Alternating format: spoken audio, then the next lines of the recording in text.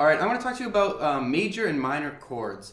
So these are the two types of chords that you most frequently see in the music that you play, and even other chords are often very closely related to the major and the minor chord. So I'm going to show you how to find any major and any minor chord on the keyboard, and I think that'll help you out a lot. All right, so let's start with the C major chord. That's where most people start. It's really easy to see. It's really easy to understand. I think about my hand making like a W shape here. You see that? But really, you would never play a chord like that.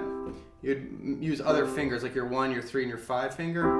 Or I tend to play 1, 2, 3, and then play another C up here. So that chord right there, that is made up of a C, an E, and a G. But there's an easy way to sort of find a major chord, which is to start with any note. So like if I want to find a C major chord, I start with a C. Seems to make sense, right? A C. And then you count up 4 half steps. So you count up 1, 2, 3, 4. Now you've got 2 notes. You hold both of those down, and now you count up 3 half steps. 1, 2, 3, and there you've got your chord. You've got your C major chord by starting with the root, counting up 4 half steps, and then counting up 3. Now that little trick, that little pattern, works anywhere on the keyboard. So if I hit G, for instance, and I want to figure out what a G major is, G major chord, I start with G, I count up 4 half steps. 1, 2, 3, 4. So we've got a G and a B now. Now let's count up 3 half steps. 1, 2, 3. There's my G major chord. It sounds happy, and that's generally the case with major chords. It sounds happy. Okay?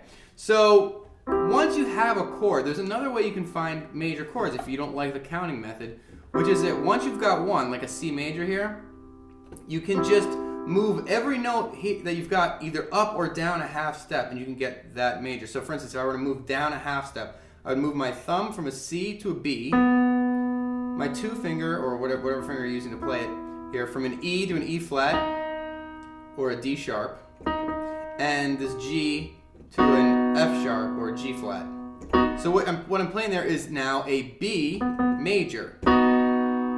And you can do this again and again and again. So ready, I'll move everything down a half step.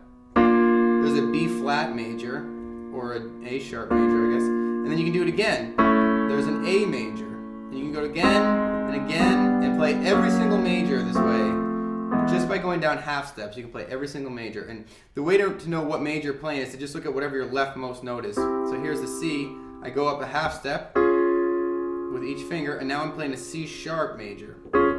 There's my D major, right? On and on and on and on from there, okay?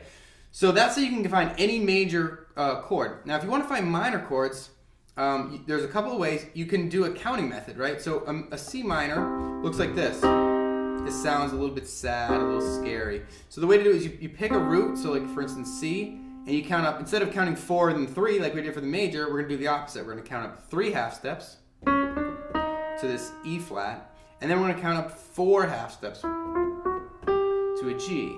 So that's your C minor. Okay? You can do that same thing in any scale, in any note for any minor. So if we start with A, for instance, here's A. We can count up 3 half steps. 1, 2, 3. Now we count up 4 half steps. 1, 2, 3, 4. There's our A minor. Kind of sad and dreamy, right? Now, just like with the C major, where we were able to transpose and just move things up all at the same time, up half steps, you can also do that with a minor chord. So here's A minor. If we move everything up a half step, now we have A sharp minor or B flat minor, right? And we can do that again by moving this up to here. There's a B, a D, and an F sharp. So there's a B minor. And we can do that all the way up the keyboard. Oops, I somewhere shifted to minor, major. All right, cool. So you can do it that way. There's one other way that you can find minors, which is to just play the major. So like, let's say you want to play C minor. You can just play a C major, which is a C, an E, and a G. And instead of counting or doing anything else, you can just move the middle note, which in this case is an E. You can move it down a half step. So C, E flat, and G, and there's a C minor.